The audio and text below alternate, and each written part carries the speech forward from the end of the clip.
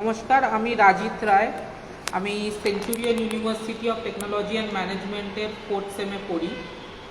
আমি এই রাজ্যের কিছু শিক্ষার দুর্নীতি এবং পুলিশের হেনস্থা নিয়ে কিছু কথা তুলে ধরতে চাই আপনাদের সংবাদ মাধ্যমের সামনে।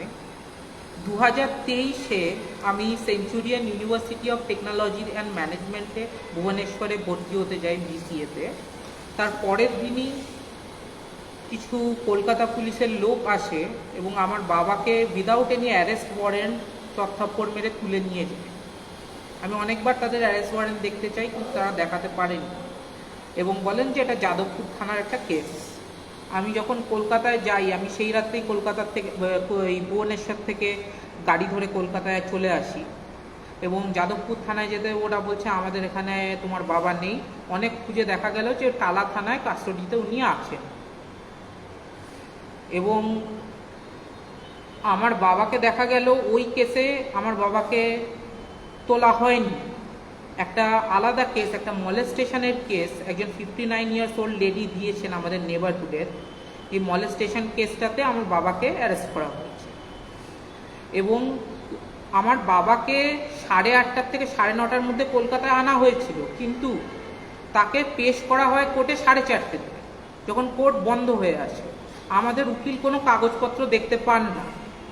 পরের দিনও তাকে পেশ করা হচ্ছিল না। কোর্ট অফিসার নিজে থানায় গিয়ে আমার বাবাকে নিয়ে আসে, তাকে পেশ করা হয়। যখন আমার উকিল কাগজ দেখে, তখন তিনি দেখেন যে একজন মহিলা এরকম 59 ইয়ার্স ওল্ড, শ্রাবণী পাল চৌধুরী, আমাদের এই পাশের বাড়িতে থাকে, তিনি এরকম একটা মলেস্টেশনের কেস দিয়েছেন। এবং আমার উকিল তখন আমায় জিজ্ঞেস করে যে এই যে মলেস্টেশনের টাইমে, in the time of molestation and the date of molestation আপনারা কোথায় ছিলেন? তো আমরা তখন দেখি আমরা তখন কুচবিহারে ছিলাম। তো আমি তখন ট্রেনের টিকিট এবং হোটেলের বিল বার করে দিই এবং সেটা কোর্টের সামনে পেশ করতে আমার বাবার ইন্টারিম বেল হয়ে যায়, পরে কনফার্মেশন বেলও হয়ে যায়। এবং পরে যাদবপুর থানার থেকে আমাদের ডাকে এবং আপনাদের সব সংবাদ মাধ্যমে আমার বাবাকে ছেয়ে ধরে যে আমার বাবা একটা হুমকি চিঠি দিয়েছে অশ্রাব্য গালাগালি দিয়ে এবং কন্ডোম লাগিয়ে যাদবপুর ইউনিভার্সিটির রেজিস্ট্রারকে। কিন্তু সেটা একদমই ভুয়ো। এই কেসটা চলে, আমার বাবার হ্যান্ডরাইটিং টেস্ট হয়, তারপরে যখন পুলিশ চার্জশিট পেশ করে তার মধ্যে লেখা থাকে যে আমার বাবার এগেনস্টে কোনো এভিডেন্স পাওয়া যায়নি এবং ওনাকে ডিসচার্জ করা হয়েছে। আমার বাবা যখন বেল পেয়েছিল, তারপরে যখন কলেজে এসছিল, ওনাকে গো ব্যাক স্লোগান দেয় বহিরাগতরা এবং তার মধ্যেই গো ব্যাক স্লোগানের মাথায় ছিল আমাদের শাসক দলের একজন তাবড় নেতা অভিষেক চন্দ্র, যিনি সম্ভবত এখন যুব তৃণমূল কংগ্রেসের ছাত্র পরিষদের প্রেসিডেন্ট কুচবিহার। এবং আমার বাবা এই গো ব্যাক শুনে প্রচণ্ড ট্রমাটিক হয়ে যায়। উনি যখন গাড়ি করে ফেরেন ফালাকাটা হসপিটালে কাছে, ওনার আনকনসিয়াস হয়ে যান। উনি প্রায় 5 ঘন্টা ওখানে ছিলেন, স্যালাইন চলে এবং ডাক্তার ওনাকে ওষুধ দেয়। তারপর ওনাকে এই আমাদের মহারানী প্যালেস, যেখানে আমরা আসলে থাকি, সেখানে ওনাকে ট্রান্সফার করা হয়।